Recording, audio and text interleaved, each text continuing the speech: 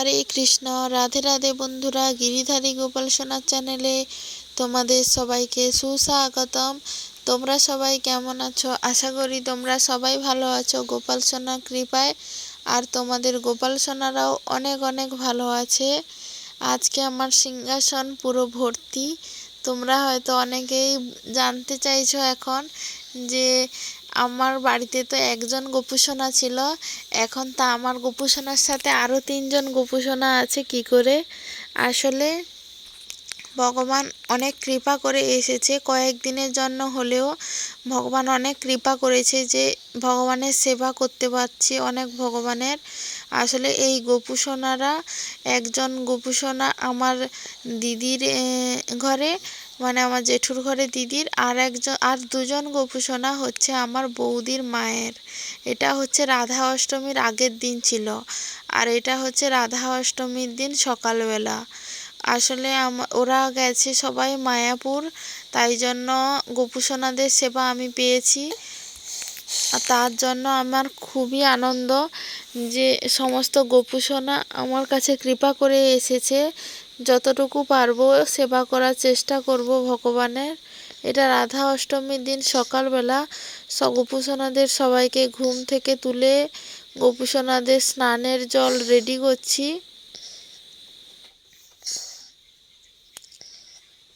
সমস্ত গোপুসোনাকে মধু মাখিয়ে সুন্দর করে মধুটা গোটা শরীরে মাখিয়ে স্নান করিয়ে নেব। আর রাধা অষ্টমীর একটু মাহাত্ম্য বলি। এই রাধা অষ্টমী ব্রত পালন করলে 1000 একাদশীর ফল পাওয়া যায় কেউ যদি এই রাধা অষ্টমী ব্রত করে। রাধা অষ্টমী ব্রতের দিন দুপুর 12টা অবধি উপবাস আমাদের থাকতে হয়েছে, কারণ দুপুর 12টার সময় রাধারানী প্রকট হয়েছিলেন। যেমন আমাদের ভগবান শ্রীকৃষ্ণ রাত 12টার সময় প্রকট হয়েছিলেন, তাই জন্য আমাদের জন্মাষ্টমীর দিন সারা দিন উপবাস ছিল। রাত 12টার পরেই আমরা কিন্তু অনুকল্প প্রসাদ পেয়েছিলাম। আর রাধা অষ্টমীর দিন কিন্তু অনুকল্প প্রসাদ নয়, ভগবানকে অন্নপ্রসাদ, অন্নভোগ সেইগুলো দিয়ে আমরা প্রসাদ পেয়েছি, কিন্তু দুপুর 12টার পরেই। আজকে রান্না বান্না অনেক কিছুই করব ভগবানের জন্য, যতটুকু পারবো চেষ্টা করব। তেমন বেশি কিছু করিনি। জগন্নাথ দেবের রথযাত্রাতে কিন্তু আমি 56 ভোগ করেছিলাম, কিন্তু আজকে 56 ভোগ করতে পারবো না। বাড়িতে যেইগুলো আছে সেইগুলো দিয়েই করব। সমস্ত ভগবানদের সাজিয়ে দিয়েছি, দেখো কেমন লেগেছে। ভগবানদের খুবই সুন্দর লাগছে, সমস্ত ভগবানকে অপরূপ সুন্দর দেখতে লাগছে। সিংহাসনটাও একটু ডেকোরেট করেছি, একটু বেলুন আরও দিয়ে। ফুলও নিয়ে আসতে বলেছিলাম, ফুলও নিয়ে এসছে, পরে আবার ফুল দিয়েও সাজিয়েছি। এখন ভগবানকে আরতি করব ধূপ এবং প্রদীপ দিয়ে। আর সকালবেলা ভগবানকে লাড্ডু ভোগ দিয়েছি, তারপরেই রান্নাবান্নার জন্য সবজি কাটতে বসে গেছি।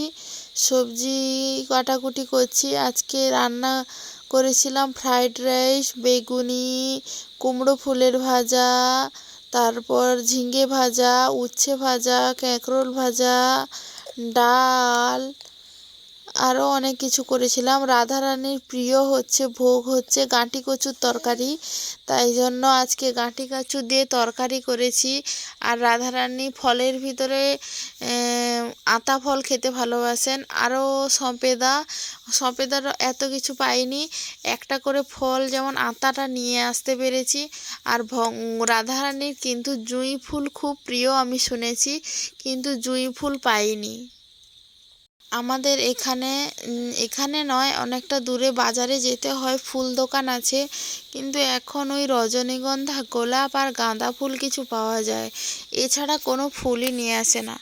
আসলে বিক্রি হয় না, তাই জন্য নিয়ে আসেও না।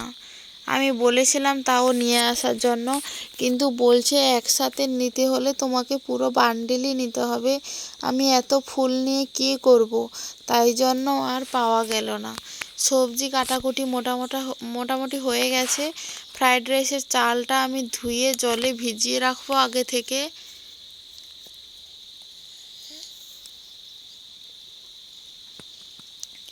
দেখতে পাচ্ছ সমস্ত কিছু মোটামুটি গুছিয়ে নিয়ে চলে এসেছি উনুনের কাছে। পুরো রান্নাটা তোমাদের সাথে শেয়ার করতে পারিনি, শুধু ফ্রাইড রাইসটা কিভাবে রান্না করেছিলাম ওইটাই তোমাদের সাথে একটু শেয়ার করেছি, আর তেমন কিছু শেয়ার করতে পারিনি। কড়াই খুব গরম, ক্যাপসিকামগুলো ভেজে নিচ্ছি তেলে। আর ফ্রাইড রাইসের জন্য যে জল বসিয়েছি ওই জলে এলাচ, দারচিনি, লবঙ্গ এবং সাদা তেল দিয়ে দিচ্ছি। সাদা তেল দিয়ে দিলে কিন্তু ভাতটা অনেকটা ঝুরঝুরে হয়, তাই জন্য ক্যাপসিকাম, গাজর, বিনস, আলু, একটু আলুও দিয়েছি ফ্রাইড রাইসে। ওই সমস্ত কিছু আমি একটু ভেজে নেব। ফ্রাইড রাইস রান্না করতে কিন্তু বেশি সময় লাগে না, খুবই অল্প সময়ের ভিতরেই কিন্তু ফ্রাইড রাইস হয়ে যায়। ছোট্ট বাচ্চাকে নিয়ে রান্না করতে হয়, তাই জন্যই কিন্তু তোমাদের সাথে সব কিছু আজকে শেয়ার করতে পারিনি। সমস্ত রান্না বান্না কমপ্লিট হয়ে গেছে এবং ভগবানকে ভোগও লাগিয়ে দিয়েছি। ভগবানের প্রসাদ দর্শনে কিন্তু দুর্ভাগ্য কাটে। তোমরা সবাই ভগবানের ভোগ দর্শন করো। আর আজকের ভিডিওটা এইখানেই শেষ করছি। ভিডিওটা ভালো লাগলে লাইক, কমেন্ট, শেয়ার করতে একদম ভুলো না।